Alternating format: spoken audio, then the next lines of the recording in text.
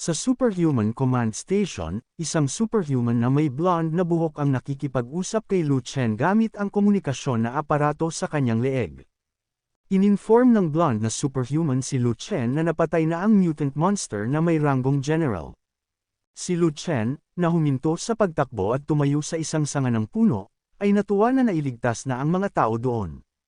Nais niyang malaman kung sino ang pumatay sa general rank mutant, dahil nais niyang pasalamatan ito ng personal. Hindi alam ng blonde na superhuman kung sino ang malakas na superhuman na dumaan doon, ngunit hindi niya akalaing ang impolitong estudyante na kilala niya ang gumawa nito. Tinanong niya si Lu Chen na kung nahanap na nito ang pinagmumulan ng polusyon. Nagkaroon ng ilang saglit na katahimikan bago sumagot si Lu Chen na magkakaroon pa ng maraming mutant monster sa hinaharap at ang tanging magagawa nila ngayon ay lumikas ang lahat at isara ang mga polusyon-adong rehiyon. Sa rescue station, sa tabi ng gwardya na nagbabantay sa tarangkahan, si Miss Song ay ginagamot ang mga pasa sa kamay ni Ming He. Pinuri niya kung gaano kakahanga-hanga si Ming He at inexpress niyang kung hindi dahil sa kanya, hindi sila makakaligtas. Habang nakatingin si Ming He sa ibaba upang itago ang pamumula ng kanyang mukha, isang batang babae na may mahabang itim na buhok ang nagiging sanhi ng kaguluhan. Sinusubukan niyang pumasok sa polusyon-adong lugar ngunit pinigilan siya ng gwardya. Pinaalalahanan siya ng gwardya na na-evacuate na ang lahat, ngunit hindi nakinig ang batang babae. Sabi niya, ang kanyang nakababatang kapatid ay nasa loob at kailangan niyang iligtas ito. Umapila siya at nagsimula ng umiyak. Sinasabi na kawawa ang kanyang kapatid, isang batang lalaki pa lamang na matagal nang nakahiga sa ospital at hindi pa nagigising. Habang umiiyak at nagsasalaysay ng malungkot na kwento tungkol sa kanyang nakababatang kapatid, si Ming He, na nakaupo isang hakbang mula sa kaguluhan, ay tinitingnan ng batang babae nang may kalokohang ekspresyon sa mukha. Inihayag ng batang babae na ang pangalan ng kanyang kapatid ay si Ming He. Nang nagsimula siyang umiyak, sinabi sa gwardya na hindi siya makapaniwala na sa murang edad ng kanyang kapatid, kailangan nitong harapin ang ganitong kalupitan, at hindi pa nga nito nahawakan ang kamay ng isang babae. Pagkatapos, siya ay nagtipon ng lakas ng loob, tumingin sa kawalan at nagdeklara na tiyak niyang ililigtas ang kanyang kapatid, kahit pa ito ang magdulot sa kanya ng buhay, at kung patay na ito, sasama na lang siya dito. Nanlaki ang mata ni Ming He nang marinig ang mga sinabi ng kanyang kapatid at nagsimulang mamatlas sa kahihiyan. Tumayo si Ming He at tumingin sa kanyang kapatid ng pabirong paraan. Saglit, tumigil si Ming He, at napansin niyang biglang tumalon ang batang babae sa kanyang mga braso at niyakap siya. Nang magising, natuwa siya nang makita niyang gising na si Ming He, dahil talagang nag-aalala siya para dito. Habang siya ay sobrang gulat sa reaksyon ng kanyang kapatid na patuloy na umiiyak, si Ming He ay naging malungkot, at nag-isip tungkol sa mga pinagdaanan ng kanyang kapatid sa nakaraang taon. Siya ang nag-aalaga sa kanya at nagtratrabaho ng 3 trabaho para matustusan ang kanyang mga gastusin sa ospital. Niya siya niyakap pabalik at nagpasalamat dahil sa kanyang mga sakripisyo at paghihirap sa buong taon. Mamaya, sa isang lumang apartment, si Ming He ay bagong gising at mukhang bagong gupit ang buhok. Hindi na siya nasa ospital at hindi nasuot ang mga hospital clothes. Sinabi niya na matagal na siyang hindi natutulog sa sariling bahay. Napansin niya ang pagkain at isang liham mula sa kanyang kapatid sa mesa malapit sa kanyang kama. Sabi ng liham na nagpunta ang kanyang kapatid sa trabaho dahil hindi pa nababayaran ang mga medical bills kaya hindi siya makakabalik para samahan siya palagi, at sinabihan siyang magpahinga lang sa bahay at magpagaling. Hindi akalain ni Ming He na ang mga gastusin sa ospital at pangangalaga ay magiging ganoon kataas sa isang taon lang. Pati ang bayad sa gupit niya kahapon, naramdaman niyang may kasalanan siya na ang kanyang kapatid ay ang nagtratrabaho ng 3 trabaho para sa kanya, at mukhang mas mapatla pa siya kaysa sa kanya. Napagdesisyonan niyang kailangan niyang maghanap ng paraan para kumita ng pera at mapabuti ang kalagayan ng buhay ng kanyang kapatid. Habang iniisip ito, dumating ang anunsyo sa telebisyon tungkol sa isang gantimpala para sa sinuman na makakakita o may impormasyon tungkol sa pinagmumulan ng polusyon. Agad niyang kinuha ang remote at sumigaw, "Yun na nga! Inaalok din pala nila ng gantimpala ang sinuman na nakapatay ng mga monster sa lugar." Laking gulat ni Ming He na hindi pa tapos ang problema pero nagbibigay na sila ng ganitong halaga ng pera para lang sa impormasyon tungkol sa pinagmulan ng polusyon. Na-imagine niyang hindi lang niya mababayaran ang lahat ng medical bills, kundi makakabili pa sila ng bagong bahay, at baka may matirang pera para makabili ng maraming make-up at damit para sa kanyang kapatid. Nag-isip siya kung saan matatagpuan ang pinagmumulan ng polusyon. Naisip niyang baka sa Nancheng Hospital ito at hindi sa Nancheng District. Kailangan niyang pumasok at mag-check kahit na wala siyang makita na clue, at kung wala nga, makakakuha pa rin siya ng pera sa pamamagitan ng pagpatay sa mga mutant monsters. Sa ganitong paraan, matutulungan niya ang mga tao, mawawala ang mga monsters, at makakakuha pa siya ng karanasan sa aktwal na laban. Nang pumasok siya sa Bounty Hall, isang receptionist ang bumati sa kanya at tinanong kung naroon ba siya upang mag-post ng bounty o kung siya ay isang superhuman.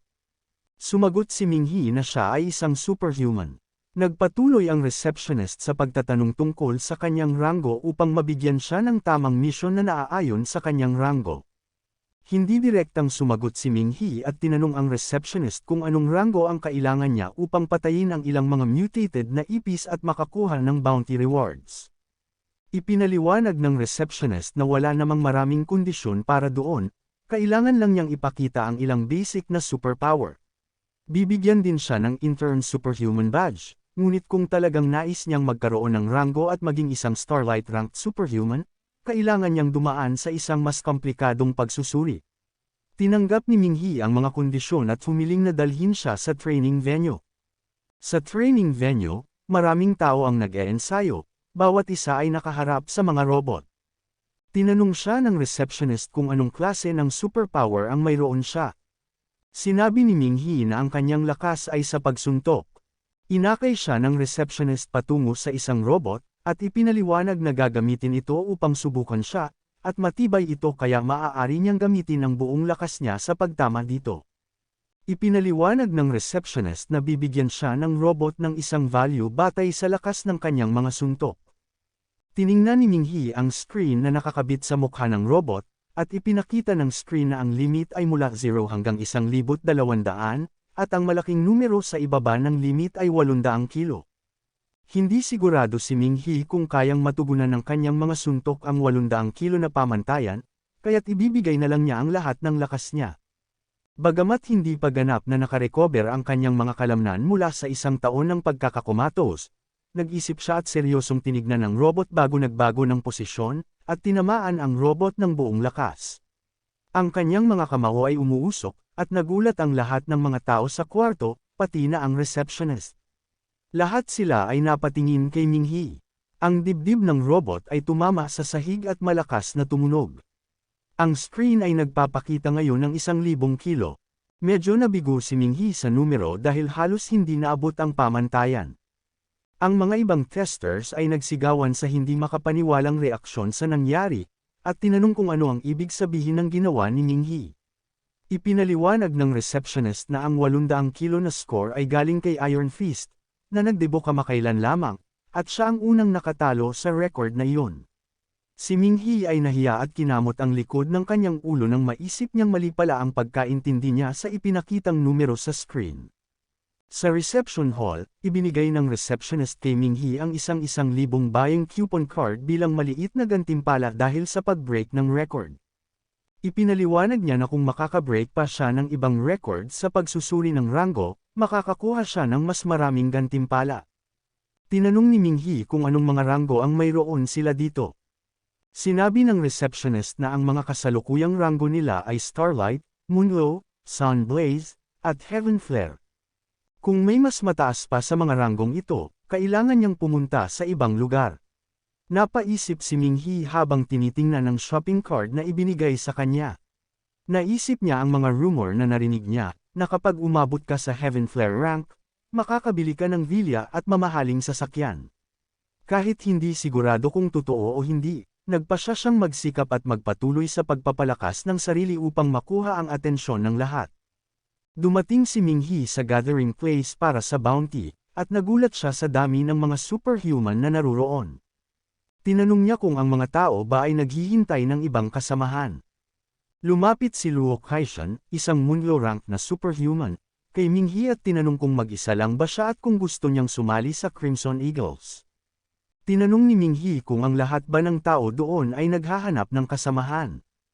Sinabi ni Luo Kaishan na naghihintay lang sila ng ibang miyembro dahil pupunta sila sa isang delikadong lugar at hindi pinapayagan ng mga opisyal na pumasok ang mga ability users na mas mababa sa Sunblaze rank ng mag-isa.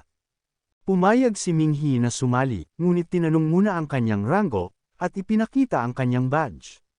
Nang makita ni Luo Kaishan isang Starlight rank intern si Minghi, sinabi niyang hindi nila tinatanggap ang mga baguhan at masyadong delikado para sa isang Starlight intern na pumasok. Pinayuhan siya ni Luo Kaishan na mag-training muna at bumalik kapag mas handa na. Si Lin Yuyu, isang dating kaklase ni Minghi, ay napansin siya. Tinawag niya ang kanyang mga grupo ng mga kaklase para kumpirmahin kung siya nga ba si Minghi. Tiningnan ng mga kasama niya at inamin nilang si Minghi nga iyon. Si Zhu Xing ay ngumisi habang nagsasalita tungkol sa kung paano iniiwasan ng ibang grupo si Minghi. Tinawag ni Lin Yuyu si Minghi, at napansin ni Minghi na si Lin Yuyu yun, kaya lumapit siya sa kanya. Tinanong siya ni Lin Yuyu kung kailan siya na-discharge at kung totoo nga ba na nasa coma siya. Sinabi ni Minghi na matagal na.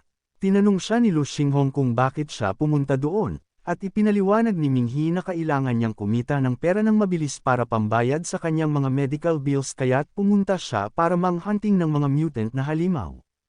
Pinagtawanan siya ni Zhu Xing dahil sa mahina niyang katawan at sinabi na mas dapat niyang alalahanin kung paano hindi maging pagkain ng mga mutant. Sinabi ni Lin Yuyu kay Minghi na mas mabuti pang sumama siya sa kanila dahil delikado sa loob, at hindi siya dapat magtangkang makipagsapalaran ng mag-isa dahil wala siyang kakayahan sa laban. Pinagtawanan pa ulit ni Zhu Xing si Minghi, itinuturo na ang kakayahan lang ni Minghi ay swerte, at tanging pang-lottery lang ito. Pinigilan siya ni Lin Yuyu at sinabi na sila ay mga dating kaklase ni Minghi at dapat silang tumulong sa kanya. Hinikayat ni Lin Yuyu si Minghi na sumama sa kanila at ipinangako nilang paprotektahan siya. Wala na akong choice, sabi ni Minghi sa isip niya. Pinipigilan ako ng mga opisyal na pumunta mag-isa. Pareho pa rin sila, tinitingnan ako ng pababa. Pero sila ay pumasok na sa Superhuman Institute ng mahigit 1 taon, at sigurado akong mas lumakas na sila. Sa kanilang mata, ako pa rin yung mahirap at tinanggihan na tao na paralitiko ng 1 taon. Sinabi ni Lu Xinghong na isipin na lang nilang parang may mascot sila, dahil swerte lang ang kakayahan ni Minghi, at baka magdala siya ng swerte. Sinabi ni Wang Xiaodan na mas mabuti nang isama na lang si Minghi dahil dati silang mga kaklase. Sumang-ayon si Lin Yuyu, at sinabi na ang mga kaklase ay dapat magtulungan. Kinwento ni Lin Yuyu kay Minghi na ang institute ay nangangailangan ng bawat estudyante na sumali sa isang extracurricular activity, kaya pinag-uusapan nila na babalik sila sa Tag-init upang tumulong sa insidente ng polusyon. Tinanong ni Minghi kung nasaan si Lu Chen at bakit hindi ito kasama sa grupo. Si Zhu Xing, na naglalakad sa unahan, ay lumingon at pinagtawanan si Minghi dahil iniisip pa niya si Lu Chen, at sinabi na ngayon ay isang sikat na tao na si Lu Chen sa institute, at hindi na makikipagtulungan sa mga dating kaklase na mababa ang ranggo. Sinabi ni Lin Yuyu kay Minghi na si Lu Chen ay sobrang lakas at hindi nila kayang makahabol dito. Narinig niya na bumalik si Lu Chen sa Lanyang City upang tulungan ang mga opisyal na hanapin ang pinagmulan ng polusyon. Naalala ni Lin Yuyu na perfect ang score ni Minghi sa humanities at tinanong siya kung ano sa tingin niya ang pinagmulan ng polusyon. Habang naglalakad ang grupo, kumislap ang mga mata sa kanal ng kalye. Muling nagsalita si Zhu Xing at sinabi na ang mga perfect score ay walang halaga kung wala kang kakayahan sa laban, at kaya hindi tinanggap si Minghi sa institute. Itinuro pa niya na sila ay nanghuhuli ng mga cockroach at hindi kayang gawin ng mga estudyante tulad nila ang trabaho ng paghahanap sa pinagmulan ng polusyon. Nag-isip si Minghi at naalala ang report na may 3 uri ng mutant monsters, mutant cockroaches, mutant maggots, at malalaking mutant rats. Napansin niyang ang mga ito ay mga parasito na naninirahan sa kanal, kaya't nag-speculate siya na ang polusyon ay isang likido na aksidenteng pumasok sa sistema ng kanal, kaya't nagdulot ito ng isang hotspot na nagiging sanhi ng mga mutasayo ng mga organismo. Inisip ni Minghi na ang malalaking mutant rats ang pinakakatakot, at ang mga cockroaches ay hindi mahirap labanan. Naniniwala siya na ang mga mutant maggots ay hindi kasing lakas ng mutant cockroaches at mas madali silang labanan. Habang abala siya sa pag-iisip, biglang lumitaw ang isang malaking bagay na parang kamay. Napansin niyang ang bagay ay binubuo ng mga mutant maggots. Dumaan ang isang alon ng maggots kasama ang mga kotse at iba pang bagay. Sumigaw si Lin Yuyo na dapat silang tumakbo. Napansin ni Minghi na hindi niya naisip na ang mga maggots ay mga underground parasites na namumuhay sa grupo at kumakain bilang isang kolektibong pangkat. Sumigaw siya sa mga tao na nakita nila at sinabi na kailangan nilang tumakbo dahil may mutant maggot sa likuran nila. Pinagtawanan siya ni Zhu Xing, sinasabing wala namang dapat ikatakot at ang dahilan nila sa pagpunta roon ay upang talunin ang mga mutants. Ngunit nang makita ni Zhu Xing ang malaking alon ng mutant maggots, nagulat siya at mabilis na tumakbo. Lahat sila ay tumakbo papunta sa isang gusali na may mga reinforced glass doors. Tinanong ni Minghi si Wang Xiaodan kung nasaan si Lin Yuyo. Tumingin si Wang Xiaodan ng may guilty na mukha at sinabi kay Minghi na nadapa si Lin Yuyo. Agad na lumingon si Minghi at tinanong si Wang Xiaodan kung bakit hindi nila tinulungan si Lin Yuyo at hiniling sa buong grupo na tulungan siya. Lahat sila ay naguluhan at natakot. Tumakbo si Minghi papunta kay Lin Yuyo, na sumigaw at nagsabing huwag lumapit dahil mamamatay siya. Sinabi ni Minghi sa kanya na siya na mismo ang nagsabi na dapat magtulungan ang mga kaklase. Napansin ni Minghi ang isang fire hydrant malapit sa kanya, kaya agad niyang hinawakan ito. Dumaloy ang tubig mula sa fire hydrant, at habang papalapit ang mga maggots, nagsara ang mga kamao ni Minghi at umiikot ang tubig, tinatangay ang mga maggots. Ginamit ni Minghi ang explosive wave punch. Hindi niya kayang patayin ang mga maggots, ngunit napigilan niya sila. Tinanong niya si Lin Yuyo kung ayos lang ba siya habang inaalalayan siya.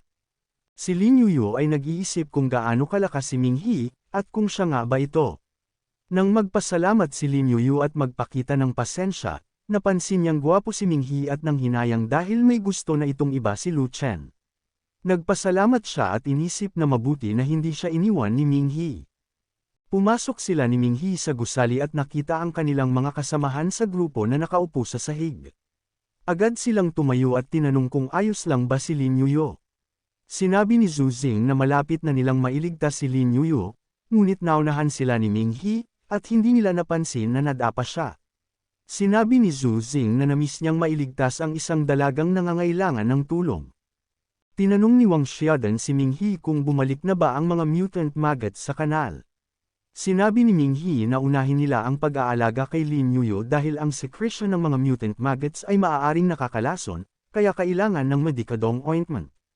Sinabi ni Lin Yuyo na maliit lang ang pasa niya at hindi niya iniisip na makakaapekto ito sa kanyang paggalaw. Masaya si Minghi nang marinig ang sinabi ni Lin Yuyo. Sinabi niya sa grupo na alagaan muna siya at mag-i-inspect siya sa gusali para matiyak na hindi makakapasok ang mga mutant maggots. Pinagalitan ni Wang Xiaodan si Zhu Xing at Lu Xinghong na hindi nila in-inspect ang gusali at sinabi na hindi sila kasing maingat ni Minghi na tinanggihan sa Superhuman Institute. Tumawa na lang ng awkward si Zhu Xing at Lu Xinghong. Habang tinitingnan ni Minghi ang blueprint ng gusali, pumasok siya sa laboratorio. Ang unang bagay na nakita niya ay isang napakalaking ekotangkwan, na naglalaman ng mga dilaw na paru-paro. Nagpatuloy siya sa pagdaan sa iba't ibang mga Bavarium, hanggang sa marating niya ang Eco Cage No. 9. Wasak na ang salamin nito at may tumutulong likido mula rito. Binasa niya ang isang teksto na nagsasabing ang mga insekto mula sa ika-9 na Eco Cage ay naiulat na nawawala simula noong ika-30 ng Desyembre taong 2023. Ang eksena ay protektado at ang kaso ay naghihintay pa ng investigasyon. Naramdaman niyang magaan ang loob dahil ang mga nilalaman ng Bavarium ay nawawala na ng kalahating taon. Naisip niya kung ang pinagmulan ng polusyon ay posibleng nagdulot din ng mutasayon sa mga insekto na pinalaki sa bahay, pero iniwasan niya ang isipin ito dahil ang mga mutant na organismo ay pangunahing nagmumula sa mga kanal. Nagpatuloy siya sa paglakad ngunit hindi niya napansin na nakatapak siya sa isang piraso ng papel na tila naglalaman ng impormasyon tungkol sa uri ng nilalaman na dapat ay nasa Eco Cage No. 9.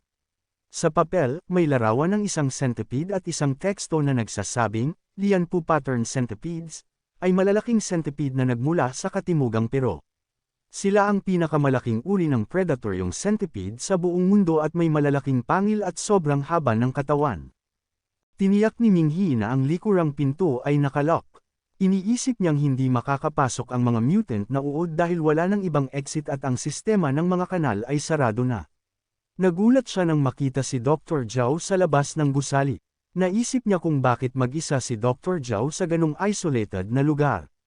Napansin niyang papunta si Dr. Zhao sa isang sirang gusali, at inisip na doon marahil nakatira si Dr. Zhao.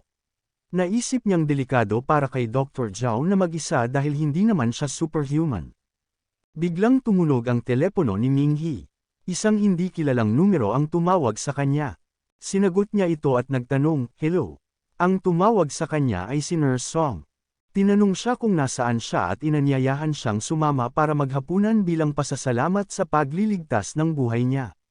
Sinabi ni Miss Song na huwag nang tumanggi at tawagin na lang siya bilang Big Sis. Ang apelyido niya ay Song at ang pangalan ay Lan, kaya maaari siyang tawaging Sister Song o Sister Lan. Sinabi ni Minghi kay Nurse Song na nasa isang isolated na lugar siya ngayon. Nagulat si Miss Song at agad na tinanong kung bakit siya naruroon dahil dapat ay ganap na sarado ang lugar na iyon para sa mga tao. Sinabi ni Miss Song na maraming mutant sa lugar na iyon, hindi lang ang mga nakasalamuhan nila. Ipinaliwanag ni Minghi na gusto niyang kumita ng pera at mabawasan ang pasanin ng kanyang kapatid. Tinanong ni Miss Song kung sila ba ay magkakapamilya. Sinabi ni Minghi na hindi sila magkakapamilya, pero magkasama silang lumaki sa orphanage. Napansin ni Miss Song na mas malalim pa ang relasyon nila ni Minghi kaysa sa tunay na pagkamag-anak. Habang kausap si Minghi, nagsimula si Miss Song maghubad at maligo. Naisip niya na sana may ganitong kapatid na lalaki, na maunawain at cute. Sinabi niya kay Minghi na dahil abala siya sa trabaho ngayon, maghahanap na lang sila ng pagkakataon para magkita. Medyo nadismaya siya at masayang nagbihis. Sinabi ni Minghi kay Miss Song na nakita niyang naglalakad si Dr. Zhao sa isolated na lugar na mag-isa, at ito ay sobrang delikado. Nagulat si Miss Song at tinanong si Minghi kung sigurado ba siya na si Dr. Zhao yun at kung bakit siya nandoon. Ipinaliwanag ni Minghi na hindi siya nakita ni Dr. Zhao, at baka dahil ang bintana ay malabo mula sa labas. Tapos na si Miss Song sa pagligo at nagbihis, at ikinwento niya kay Minghi na medyo kakaibang kumilos si Dr. Zhao nitong nakaraang taon. Dati siyang masipag na manggagawa, pero ngayon ay umaalis ng maaga at minsang nagkakamali sa mga operasyon. Idinagdag pa ni Miss Song na parang walang tulog si Dr. Zhao, at isang araw, nagpadala ang headquarters ng sample ng dugo mula sa isang calamity beast, para ipapurify ito, pero aksidenteng nawala ni Dr. Zhao ang sample ng dugo. Nagulat si Minghi nang marinig ito at naalala ang mga aralin nila sa klase. Sabi ng guro nila na kapag ang dugo ng mga espesyal na calamity beasts ay lumabas mula sa katawan at nakipag-ugnay sa oxygen, nagiging sanhi ito ng mutasayon sa hangin. May mga calamity beasts na may incubation period na umaabot ng 1 taon. Naisip ni Minghi na baka ito ang sanhi ng mutasayon. Tinanong niya si Miss Song kung kailan nawala ang dugo ng calamity beast, at sinabi ni Miss Song na nawala ito mga 1 taon na ang nakalipas, at bigla niyang naalala na nangyari ito sa araw na dumating siya sa ospital. Sinabi ni Minghi na malamang na ang dugo ng calamity beast ang nagdulot ng polusyon, at ang oras ay tugma sa incubation period para sa mutasayon. Sigurado siya na tama ang kanyang hinala, at marahil ay nagsinungaling si Dr. Zhao. Pinaniwalaan ni Minghi na ang pakikipagsapalaran ni Dr. Zhao sa isolated na lugar ay may rason. Mukhang napagtanto ni Dr. Zhao ang kanyang pagkakamali at bumalik siya roon para hanapin ang dugo. Marahil ay natatakot siyang mapanagot. Sinabi ni Minghi kay Miss Song na delikado para kay Dr. Zhao dahil hindi siya superhuman at pinapalagay niya na may mga highly mutated organisms malapit sa pinagmulan ng polusyon. Ipinagbigay alam ni Minghi kay Miss Song na hindi ito isang simpleng bagay, at dapat niyang ipaalam ito sa mga opisyal at ipaimbestiga agad ang sirang gusali. Naniniwala si Minghi na hindi pa nauunawaan ni Dr. Zhao ang panganib at gusto niyang pigilan ito. Pumayag si Miss Song sa plano ni Minghi, at tiniyak ni Minghi na hindi siya tutuloy sa sentro ng polusyon, kundi ang layunin lang niya ay pigilan si Dr. Zhao.